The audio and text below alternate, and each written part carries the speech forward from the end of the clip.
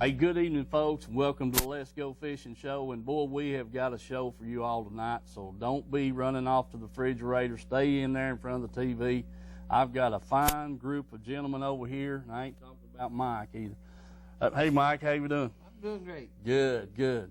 But I've got a good group of young men here tonight, folks, and they're from Campbell County High School Bass Club, and we're going to. There's a good picture of them, and we're going to have a great time with this bunch. They're just, I mean, fired up. They love to fish, and they, I don't know if they left any tackle at home or not. I think they brought it all with them. But anyway, I'm just impressed with them. They're got their jerseys on, and this whole 9 yards. I'm glad to have them here on the show with me, and Mike and that kind of thing. And before we get involved with them, and I'm going to say hello to Dad, yes, and he better be watching, Mike. I'm going to sick you on him.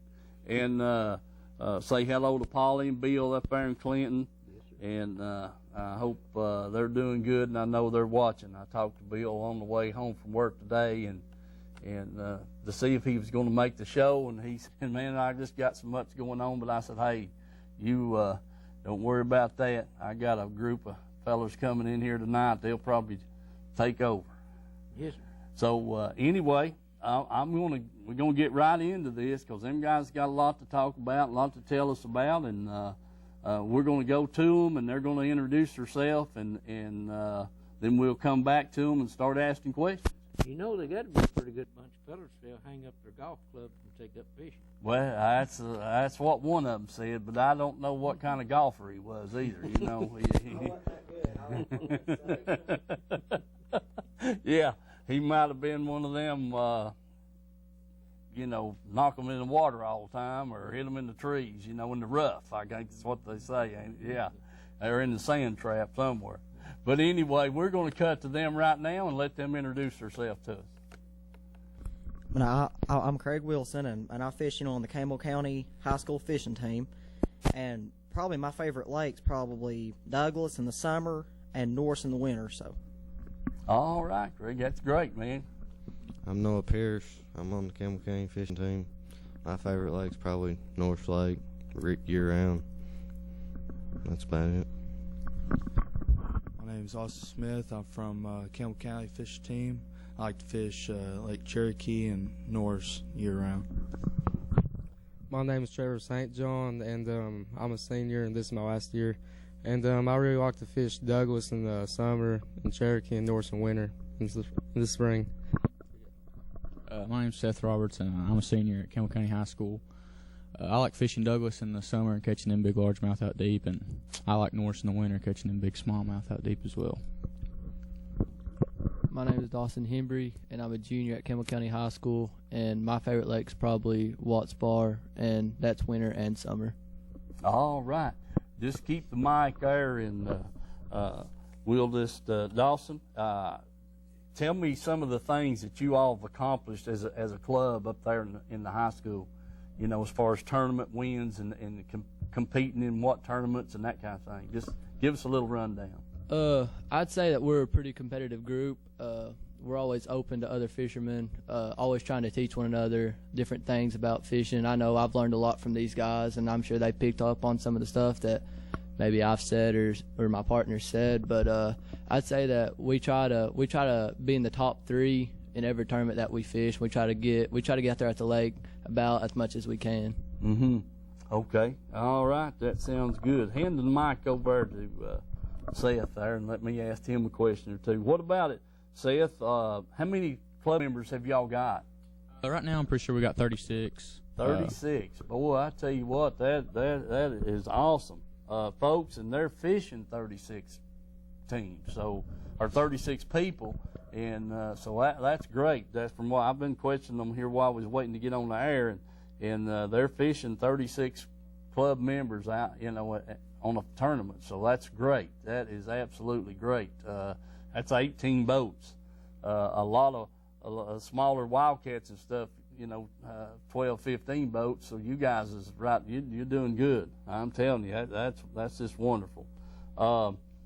Let's see, Trevor, tell us a little bit there about some of the things you all competed in as a club, as far as what tournaments and that kind of thing, if you don't care.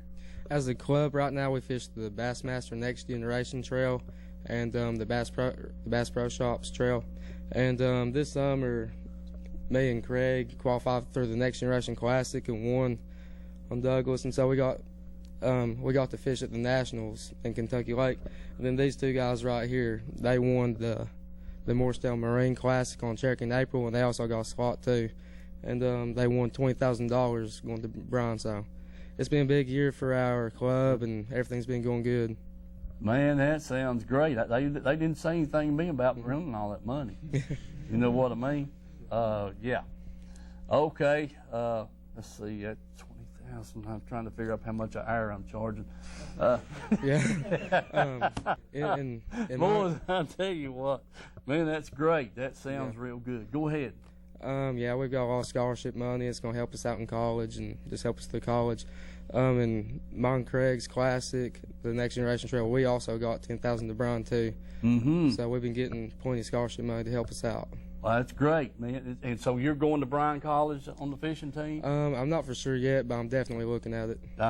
All right, man. That sounds great, boys. I tell you what, I tell people, that these colleges recruit you good fishermen, like ball players and stuff. And they say, man, what do you mean? I said, well, they get on a good team and they're a good group. And I said, they just go out here and they want the best that they can get because they want to be competitive, less like in sports, which is, fishing is a sport. So, yeah, it's real competitive. That works out great. All right. Austin, tell us a little bit about yourself and what's going on, man. Yeah, we're from Campbell County, like we said, and my partner here is Noah Pierce. We've been fishing for about 2 years now. We're a sophomore group coming in, and we've went to nationals, world finals. I mean, we like to compete a little bit here and there, And we also sometimes fish a couple of wildcats here and there together. Yeah. Yeah, we just love fishing. I hear you, man. I do too. I ain't gonna tell you what I told my wife, but anyway. Yeah, she said you love fishing more than you do me, and I said, well, you're running a real close second. That didn't go over too well, but she finally got over it after about 30 years. She knows I'm just kidding. But anyway, guys, I know about the love of fishing, man. I'm the same way. But go ahead there, Mr. Roberts, and tell us about what do you? No, let's go to. I got Noah. Tell us about it, man. I'm Noah. I'm from Campbell County. I fish with Austin here, and we've been to nationals and stuff like that. I tell you what, world finals and nationals, that's something to experience. The way they treat you, walk up on that stage and stuff, that's something else. I'm getting an adrenaline rush right now, man. I feel for you. I know exactly. That is wonderful. And it just gets you. It doesn't get any better at all. I mean, you just keep getting more and more. That's great. It's good to see you young people. Really is involved in something that you really like, and we're real fortunate in this country to have the opportunities that we have at your age, with the fishing and that kind of thing. I wish they'd have had that when I was in school. Man, I probably wouldn't have failed everything. But anyway, I'd like to say we're blessed and we're real fortunate to have what we've got and things that we've got to do. And even in this area right here, You know, with all the lakes and water, shoreline we got to fish, it's just a fisherman's dream in this valley right here. I'm speaking from Bristol to Chickamauga. You know, just think about it. You got clear water, deep water, shallow water, grass. You know, we cover it all. So it's a good thing. We're just real fortunate. Let's see. Craig, what about you? What's the deal with you, son? Well, you know, I mean, I just love to fish. I mean, you know, like I said, I fish on the Campbell County team with Trevor. Mm-hmm. And, you know, I mean, I like, you know, fishing jigs and, you know, shallow fishing and deep and, you know, just a lot of stuff. Yeah, I hear you. Your dad's a pretty good fisherman, too. Oh, yeah. Yeah. All you boys, I've fished around your dads and your grandpas and stuff, and they're pretty good fishermen, every one of them. So you didn't learn anything from them, I'm sure, did you? Oh Lord, I learned everything. Everything. I hear you. But you know, that's what you got to do, and that's what you want to do. These bass clubs years ago was a lot of them was formed. I mean, that was one of the things that was promoted in the bass clubs, you know, back years ago, was sharing information with your other members and that kind of thing, you know, and it was a learning process. You know, you see a guy fishing a top water plug and he's twitching it real fast, and you know, and the next guy's he's twitching it slow, and so you pick up, well, which is the best, and that kind of thing. So there's a lot of things to learn from fishing with somebody, and you guys feed off of one another, I'm sure, you know, when you're together. So I do Mike all the time. If he's catching them, I'll throw something different. But we do, you know, and we try to alternate baits, especially Norse. You guys know about Norse, and it's real finicky. The least little change up there can make the difference between catching them and not catching them. And so Mike and I, we always try to throw different baits and that time, you know, things like that till we figure out what's going on. Sometimes we figure it out, sometimes we don't. But what about this the baits you guys like to fish, and how do you like to fish? Craig, tell us about, you know, do you flip, fish deep, Carolina rig? What do you think? Well, now what's your favorite? It's really according to what time of year it is. You know, like in the winter, I like to go out deep for, you know, smallmouth. Mm-hmm. Summer, you know, up deep up Douglas, you know, big crankbait, and I like to flip a lot too. Yeah. I usually use an L&M jig trailer. Mm-hmm. They're out of Kentucky, and then I put some of their scent on there. They make scent too. Yeah. But yeah, I always. So if you think flipping what you like to do the best? Oh yeah. Yeah, I love it. Okay. You know, flipping riprap trees. You know, flipping the edge of grass lines too. We do that a lot. Right. And then flip, like in the summer, flip a, you know, craw or something like in the grass. It's called punching. You'll flip it in there. Yeah, I got you. And fishing a frog in the summer at Chickamauga, I like doing that. Do you? Mm-hmm. All right, that's pretty good. You know, everybody's got the little favorite way. They fish a whole lot of different ways, but they've always got that one little favorite way. You know, whether it be flipping or cranking or whatever. So that sounds pretty good. Noah, what about your? Pass that over. What's your favorite thing to do? I like to fish top water a lot. I like to see them hit it and stuff. Yeah. That'd probably be my favorite, but I like to throw swim baits, and I like to throw spinner baits a lot too. Mm-hmm. When it gets real tough, I'll pick up a crankbait or something and throw it. Yeah, okay. I'd say top water and swim baits would probably have to be my favorite. All right. So you're more of a casting type, and stuff in there flipping. You're out there casting. Okay, yeah. That sounds good. Okay. What about it there, Austin? What's your favorite thing to do? You know, all my life I've been fishing all kinds of different lures, but my strong lure that I like to throw lots of crankbait, DT6, just something shallow runner. I like to throw it against riffraff, wood. I also like to throw a jerk bait or something like swim bait in the wintertime. And then usually when it gets summertime out deep, I'll throw a big crankbait or like a big brush hog or something, just something to drag the bomb with it.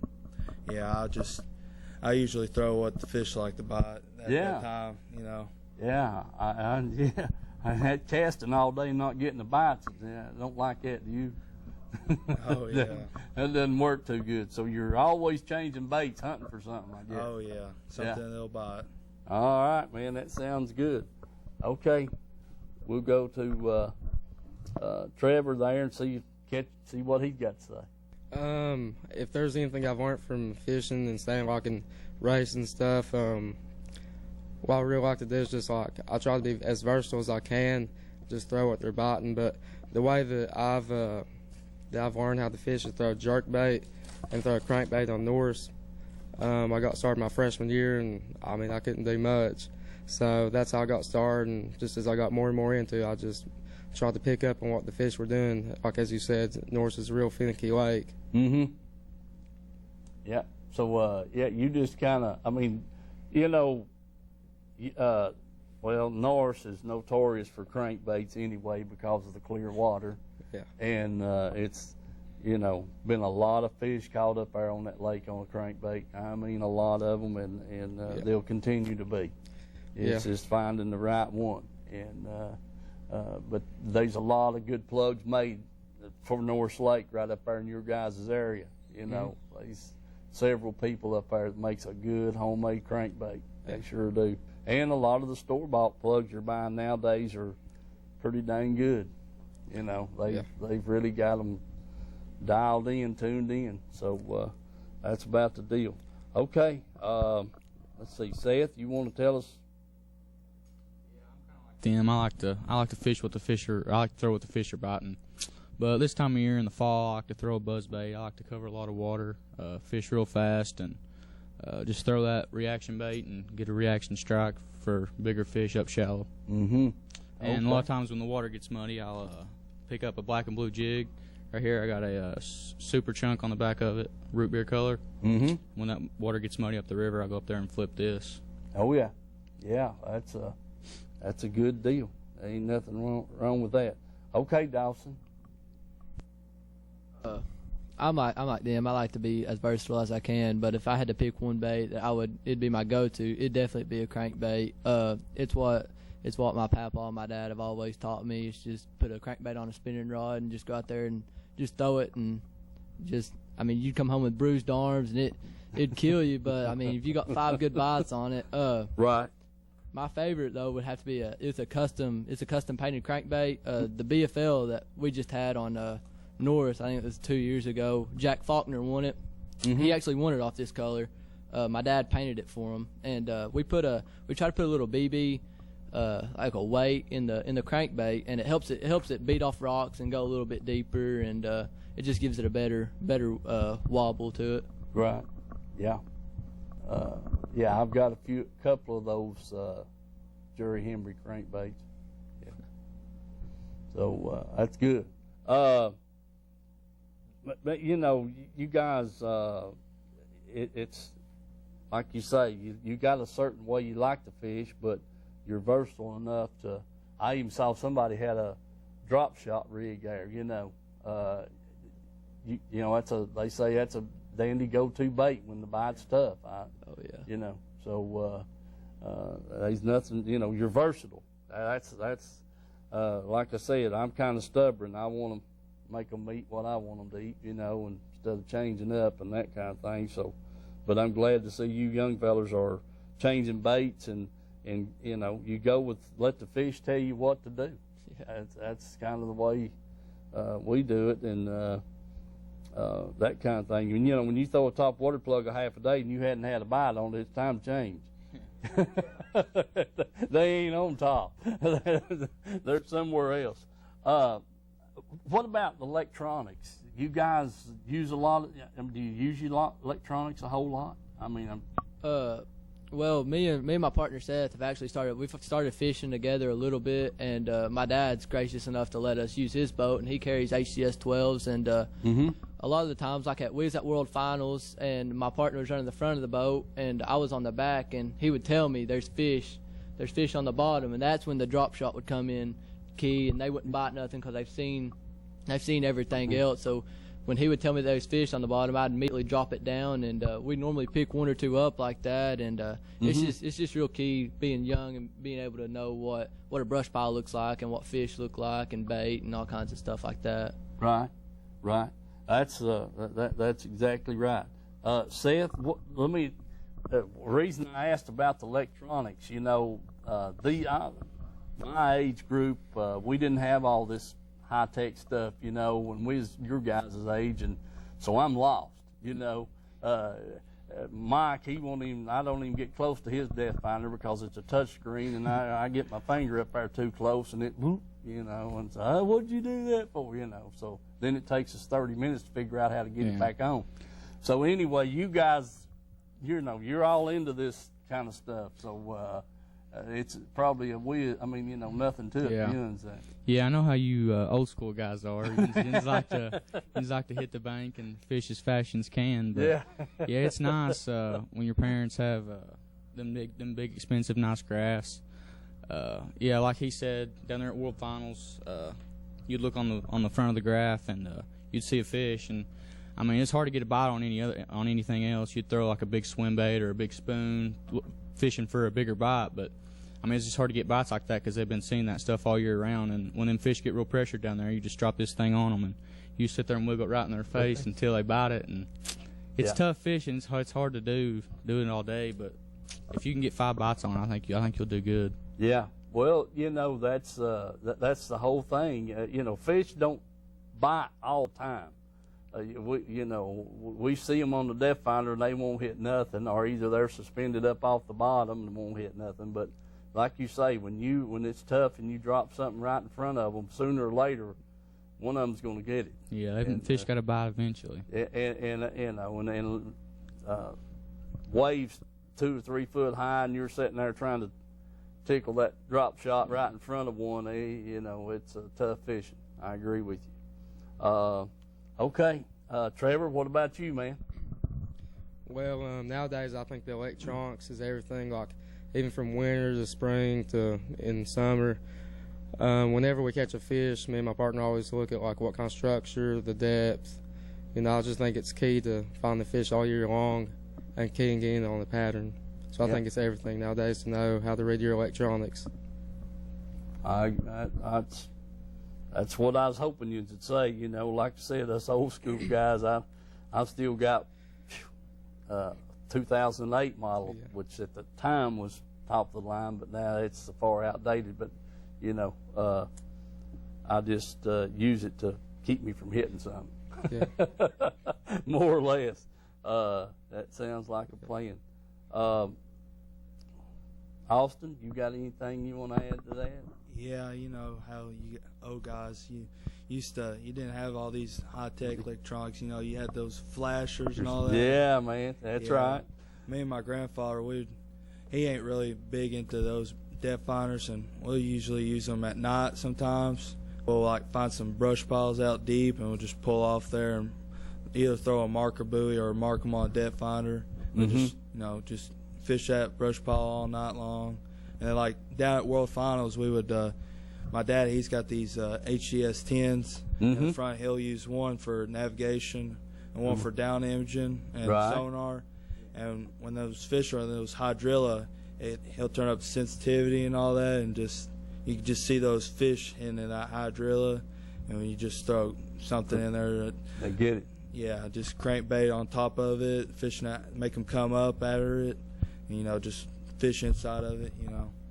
That's that's what we're getting to. I wanted to test you all because, like I said, you guys have been involved in all this high tech stuff for pretty much your whole life, ever since you was old enough to know about it, and it's us old school guys.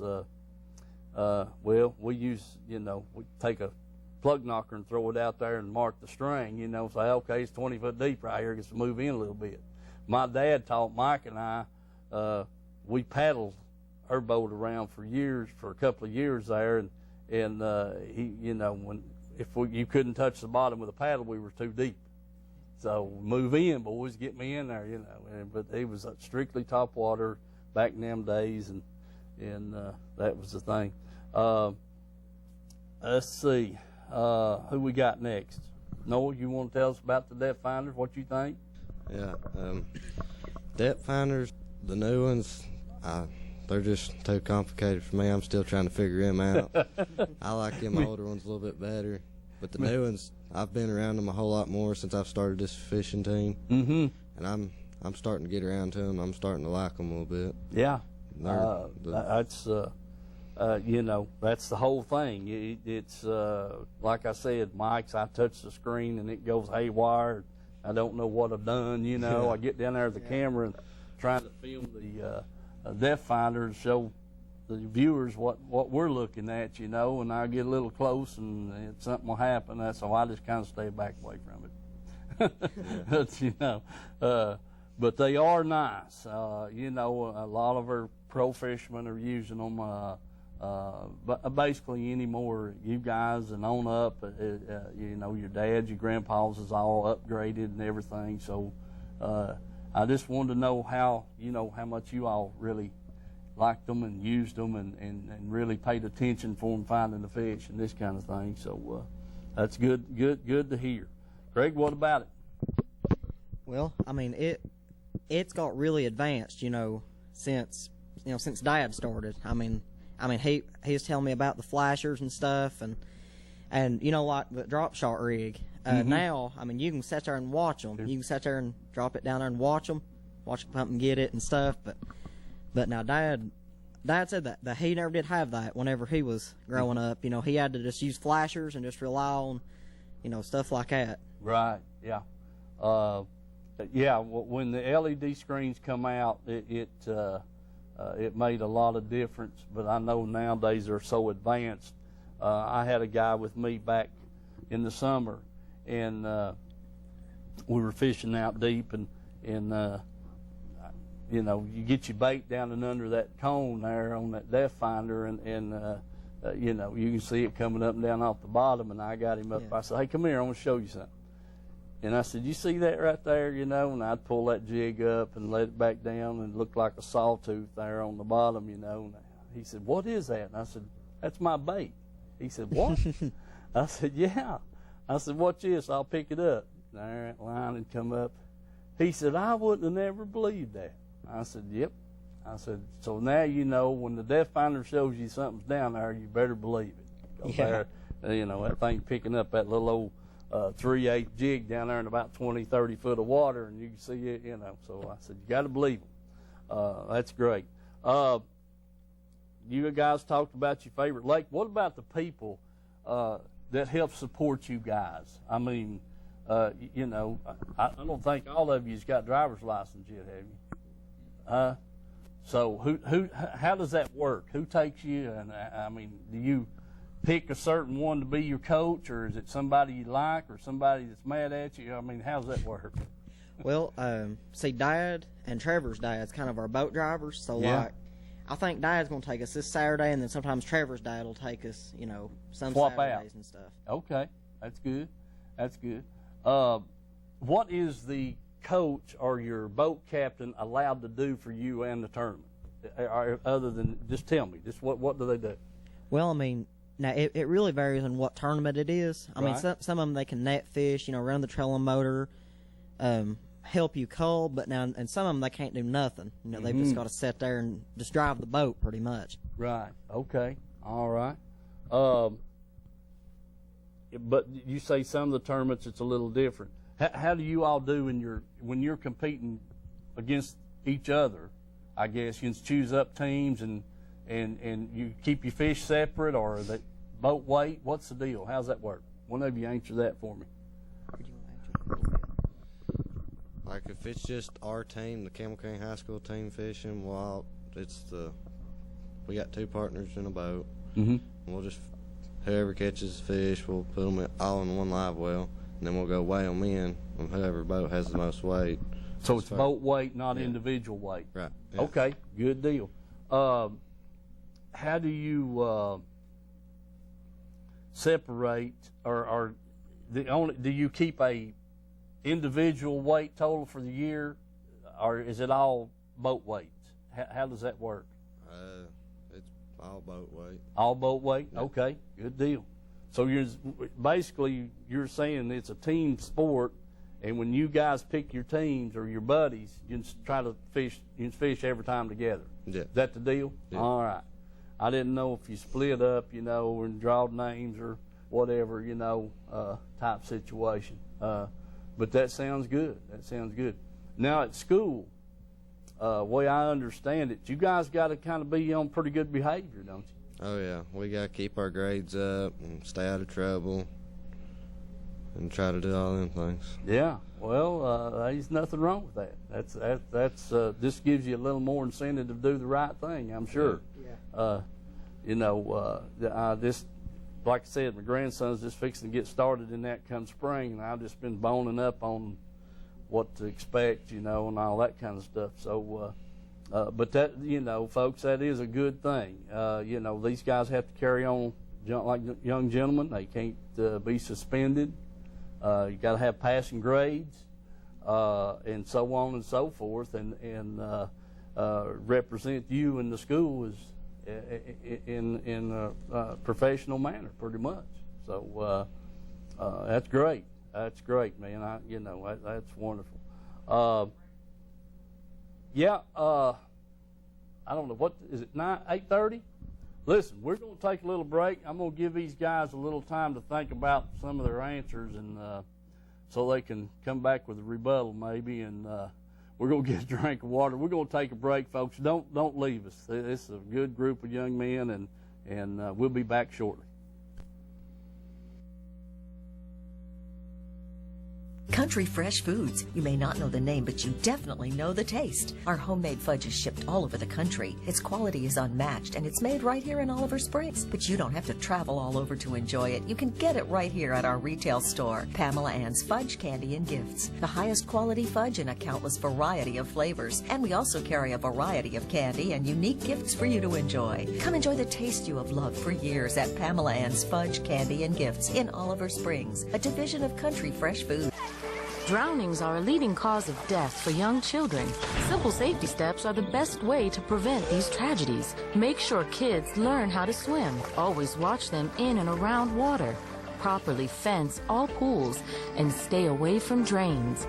Consider the steps you take, then add a few more. Because you never know which pool safety step will save a life until it does. Simple steps save lives.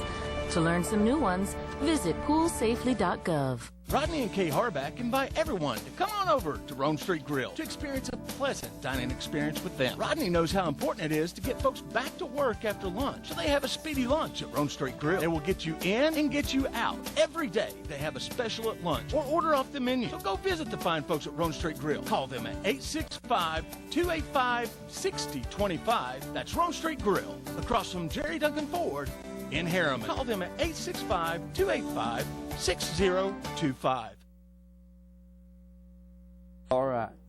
Okay, folks, we're back, and some of my groups kind of left me, but they'll be back here in a second. This will give me a chance to make a few announcements right quick, recognize our sponsors. Don't forget Reynolds Racing and Marine on the winterization of your boat and that kind of thing. We fixing to get a little cold weather here, it sounds like, Mike. And talking with Glenn, they still got those four-wheeler tires on special there at his business, and you can get those there, good deal on those. And still got the 2 Phoenix boats down there. He'd like to get rid of them and make somebody a special deal on them, he said, and the side-by-sides. So, get down there and check those things out. Do remember that, getting your boat winterized. If it's going to be setting for the winter, you need to get it, make sure that everything's good for it so it'll be ready to go come spring or whenever you get it back out. Tim's Tires, bad weather's coming. You need some tires on your vehicle. You won't find a better place to get them. Go by there and get with him on that. They've got down there last week, and tires stacked up head high. Not that they don't move a lot of tires, but when he runs across a deal, that's how come they sell them to you a lot cheaper than anybody else can, because he buys a truckload. When they got overstocked or over manufactured, he'll pick up some good deals on them, pass them on to his customers, and which is a good thing. And we've got Roan Rockwood Iron and Metals LLC. Gary has got back into the recycling business, and he spent his lifetime doing that. So don't forget that there in South Front Street in Rockwood. That's Rockwood Iron and Metals, and you can see his new ad up on the screen there tonight. And we wish him the best of luck for that, and hopefully he continues to be a sponsor of the show for us. Citizens Bank, the 5 locations.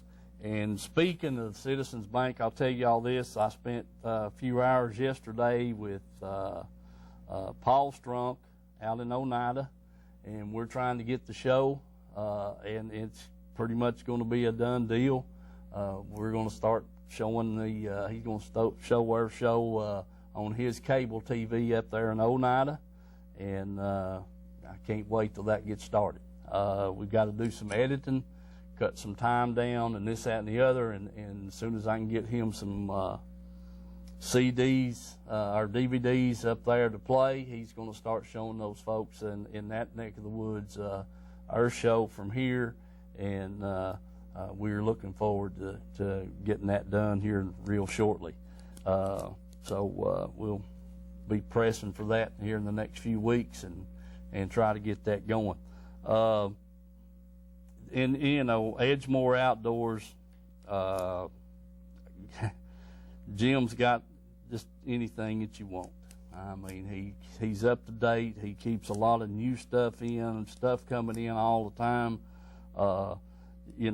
That's new stuff and that the pros are using that we don't know about as regular fishermen or local fishermen, a lot of it. So if you're looking for something, remember Edgemore Outdoors. Sign shop, Amy's still in the sign business down there, and if you've got any kind of signage you want for the holidays coming up or whatever, give them a shout there at the sign shop. Roan Street Grill, dang, good home cooking. We ate down there Tuesday night, Mike. Yep.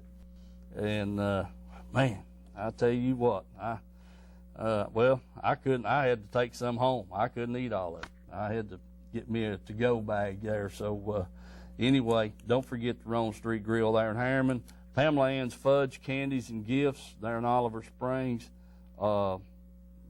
Their product is all over the country.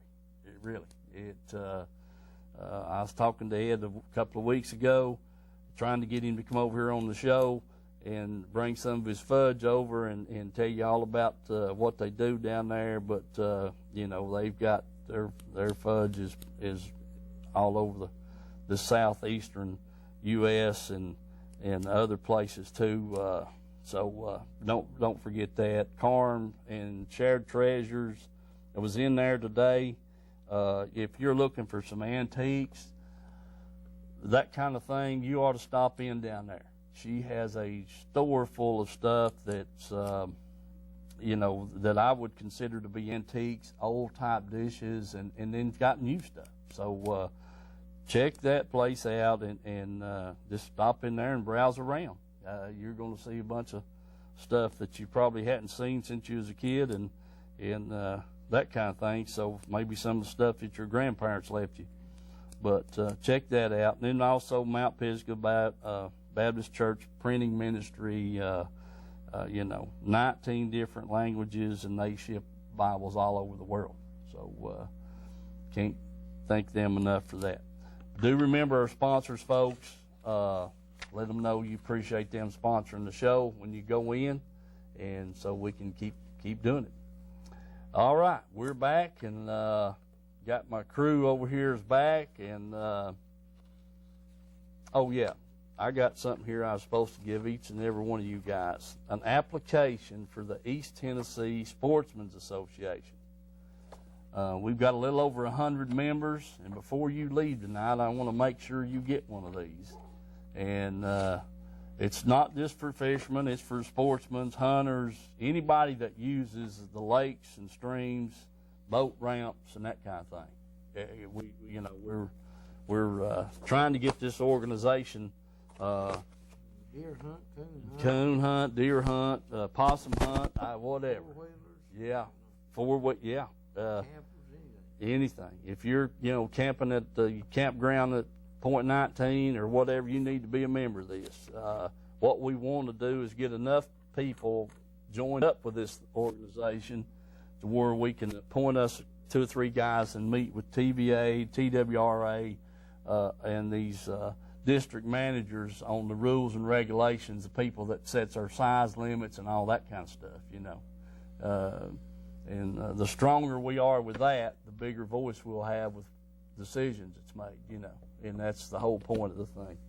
But anyway, one of you mentioned something there while we went to break about the tournament. The FLW tournament on Norris here a few weeks ago. Did some of you participate as marshals in that? Yeah, I gotta participate in it. A huge thanks to Bill Taylor again for setting that up for us. I think me and Craig was the only ones here today that got to be on it. Mm-hmm. But I think everybody else had like something else to do, or they just couldn't do it. But yeah, it was a huge, it was a big experiment. I loved it. I hope they bring it back to the lake again. I got drawed with a guy named William Campbell. He was a good, versatile fisherman. He could pitch. He could do it. He could do it all. Mm-hmm. He was actually a local. He was 20th, and he told me all I gotta do is move up, and he did. He moved up to 10th place. He done really good. He's just a fun guy to watch. That's great. That's great. Yeah, that is a good thing. They're called marshals. Yeah, and so you guys sign up. It used to be a non-boater and that kind of thing, but you're not allowed to fish or anything in that tournament. Is that correct? We couldn't fish. We couldn't even give them advice. We couldn't, like, if they pulled up on a bank, we couldn't say, well, we've caught them here before. Mm-hmm. We just had to smile and nod our head, and we could tell them good job, but that's about it. Yeah. All right. Yeah, that's you can't even talk about fishing. No. It's sharing information. That was the whole deal. But it was still a good experience. You get to see people doing different things and that kind of thing. It's like I got with a guy one time and we flipped for the boat and we got he won the toss. Well, and I'm in the back of the boat, that's fine. And I thought we was just going to do some good normal fishing, Next thing I know, the boat's sitting up here on the bank and we're throwing out in the middle. I'm thinking, what is, I've never done this before, so I'm going to wait and see what happens, But it was a new experience. We caught some fish doing that. But I thought, we was going to be sitting out here throwing in there on the bank, but that was all backwards.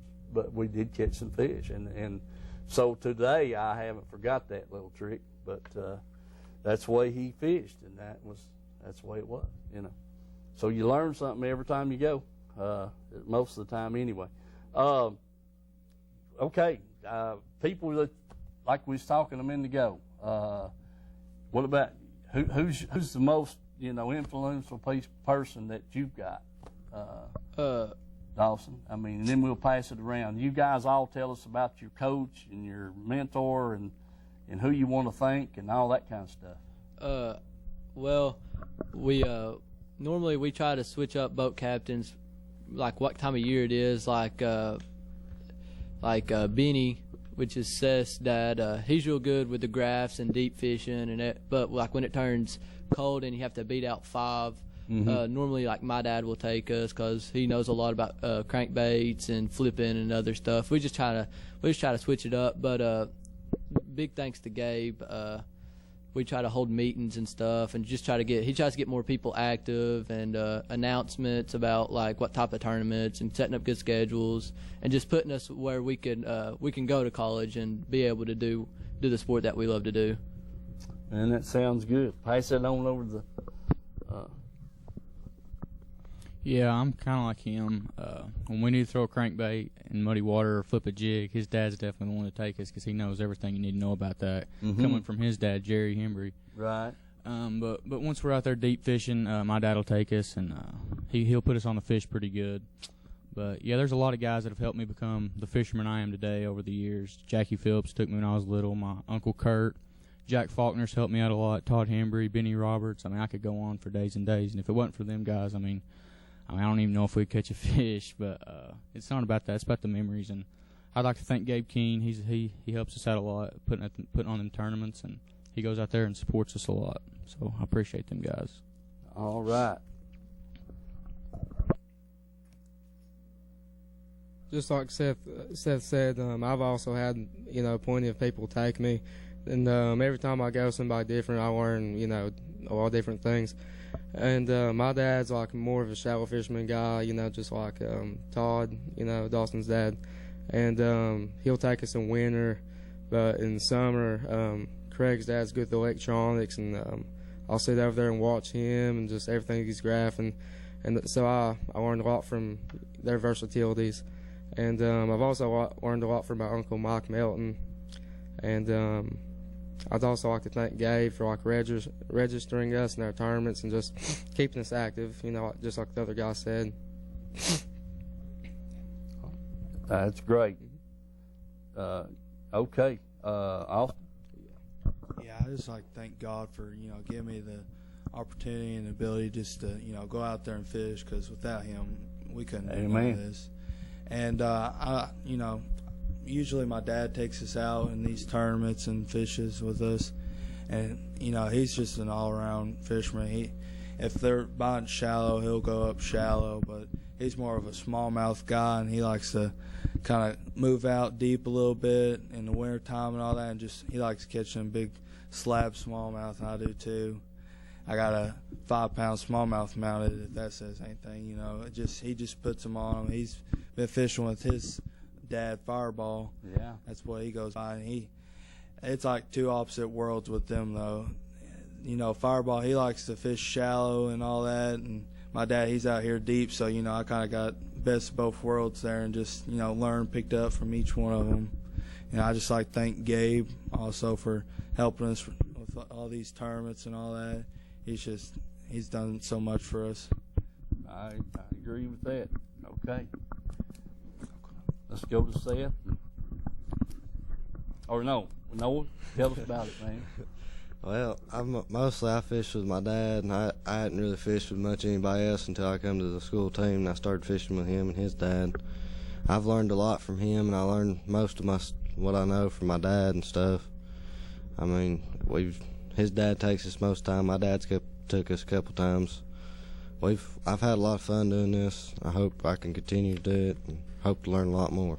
And I'd also like to thank Gabe for giving us the opportunity to go to the World Finals and letting us know about that stuff and setting up our schedules and stuff. Gabe really does a lot, you guys, don't he? Yeah. He's good. He's good. He really is. Dandy.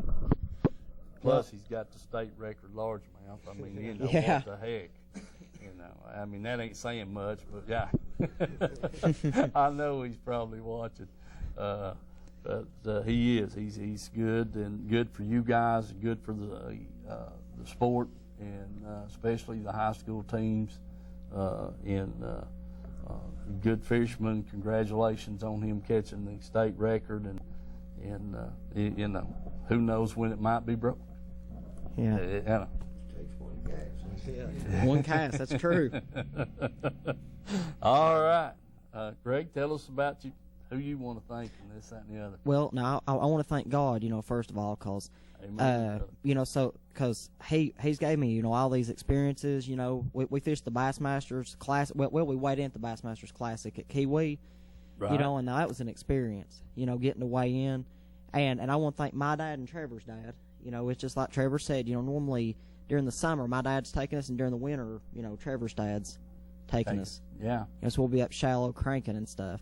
And I want to thank L&M Baits, because I use them a lot. They're worms and jig trailers and stuff. And I want to thank I want to thank Dixie Custom Rods too. That's my dad's company. Dick? Oh, no kidding.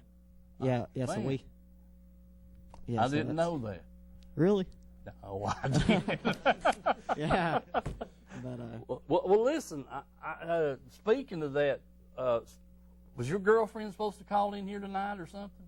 I have no idea. I was told she would be calling in, but I didn't know if they knew the phones had been on. So if somebody calls, but I thought she was supposed to call in. But I hope she does. She's at a FFA meeting right now, but I hope she calls in. Talks to me for a little bit on the show. Okay. Yeah, I do. I kind of got a little hint today that she might be calling in, and I said, "Well, that's fine. We don't. Yeah. We don't cut the phones off just because of that. We just let you talk to her, I guess. If she calls in. And I want to thank Gabe too. For, being our coach. And just and just helping us. Get with all these tournaments and stuff, and helping us. Fish them and stuff. I agree. Getting signed up and stuff. So. Right. Yeah. That's no doubt. Perfect.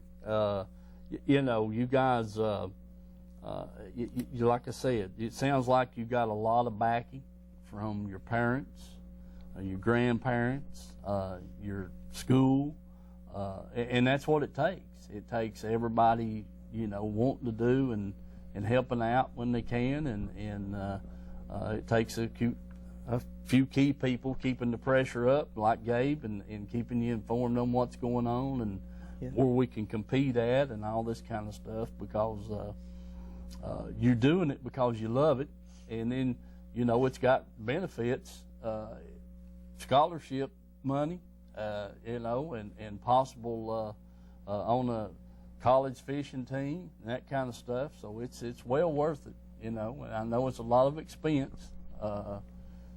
You ask your parents, they'll tell you how much expense it is, and you guys know how much baits are and rods are and reels are nowadays. There's nothing cheap. So even if you want to make them yourself, you still tie up a lot of money. Oh, and, yeah. Yeah, hooks and skirts and skirt material and deer tails and just on so all kinds of this plastic stuff has just gone out. Is unreal.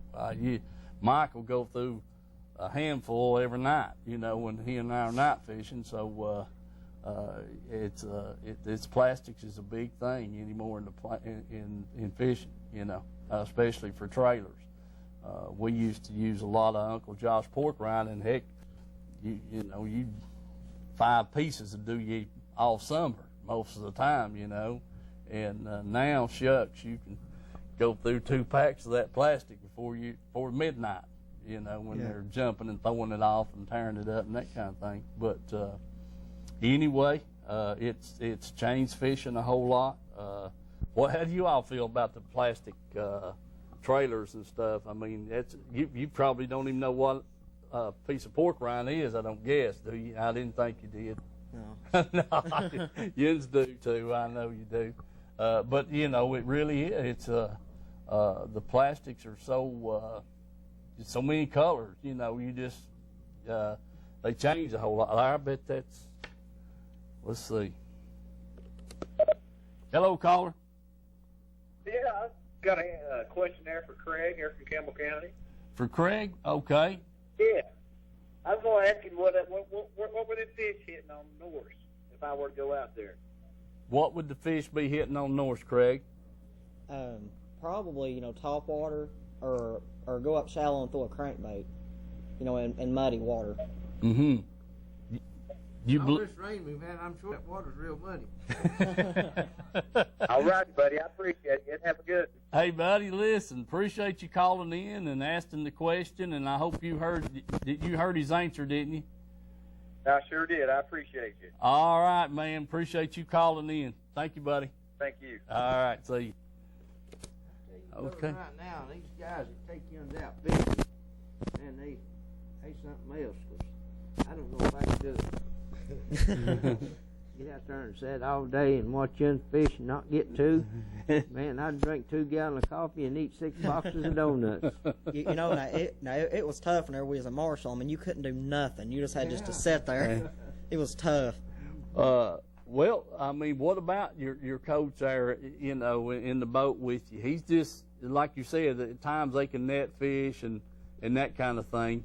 And you can run the trolling motor, the coach can at times in different tournaments? Or? Yeah. Okay. But I normally will run it, you know. Right. Me or Trevor will just get up there and run it. So. Yeah. But he's back there sitting there. Basically, he's just there to drive the boat, pretty much. Yeah. Twiddling his thumbs. Well, he needs to be tying jigs or something there while he's waiting on you guys, don't he? I mean, you know, yeah. He need. I'll see if I can get him to take his stuff with him our next trip and tie us up some hair flies or something while he's watching you boys fish. What do you think about that? Wrap a few rods. Yeah, wrap a few rods or whatever. There you go. You know. But anyway, Mike, you brought up a good point. It's hard to be out there and not being able to fish. It makes for a long day, and I'm sure you guys, when you're fishing, it seems like you don't bit more get started and the day's over. You know, time to weigh in and that kind of thing. Any other people you'd like to say thanks to that you can think of? I know Gabe's your contact at school, you know, and all your parents and stuff. Anything else that you want to mention? Well, probably, you know, just my whole family, you know, Papa, Mama, you know, Granny and Papa, just everybody, because I mean they've helped me a lot, you know. Right. I mean, like my Papa, he's got a house on Norris Lake, and when I go over and fish, you know, all the time, you know, like whenever we can't take the boat out or something, but I'll go over and fish all the time. So. Yeah. Speaking of that, have you guys? Do you have your boater's safety card from the TWRA? Yeah. Every one of you got that? Okay. Yeah. Good deal. I think that's a good thing. My grandson got it 2 years, year before last, and there's a couple of them questions there. I had to think on a little bit. You know, it's not an easy course, but it's not, you know, that hard either if you just think about it. But I'm glad that they're doing that because that's one thing we don't want is you know, accidents to happen out there on the water for sure. But that's good to hear that all of you's got that boulder course. And anything else you guys want to mention? Because we're running close on time and got 2 minutes, so do your thing right quick. I'd also like to thank my family. They've supported me a lot through this, and they've shown a lot of support for me, and they've helped with some trip money and stuff like that, gas money. I'd just like to thank them. All right. Yeah, I like to thank his dad, too, for helping out with us on these trips, you know, because it ain't easy on one person just to do it. And I just like to thank my friends and all that for supporting me, and my grandparents and all that, and just, you know, even if it's $1 or something, from money to plugs to throw, everything helps. You know, I just like to thank everybody. Okay. Yeah, I'd like to thank my dad and Craig's dad, and everybody else who's took me fishing, and all of our sponsors. And I'd like to thank our team. You know, I fish with a lot of these guys, and I learned a lot of stuff from each other, you know, and we really stay competitive with each other, and we're real friendly, and we help each other out a lot, so I'd like to thank them. Okay. How much time we got left? 1 minute. Make it quick. Yeah, I'd like to thank Todd Hembry, his dad, and Benny Roberts. There's a lot of expense that goes into the sport. It's not cheap and it's not easy on one person. Jack Faulkner, everything he does. And I'd like to thank the school. I mean, whenever we go to them tournaments that are far away and we have to miss school, they give us excused absences, so keeps us good in school. I just want to thank God, too. Thank you, buddy. Yeah, like my partner said, I like to thank my dad and Benny too, his dad, and the school for giving us like days to miss and stuff. And I'd also like to thank a huge supporter, Josh Parker. I know he don't do a lot, but he gives us a lot of support as we go to tournaments too. And Bob Holder, he tries to show up at every tournament he can. All right. Boys, we're down to 10 seconds. I want to thank each and every one of you guys for being my guests tonight. I've really enjoyed having you. God bless you, folks. We hope to have these guys back on sooner or later again. And have a good week.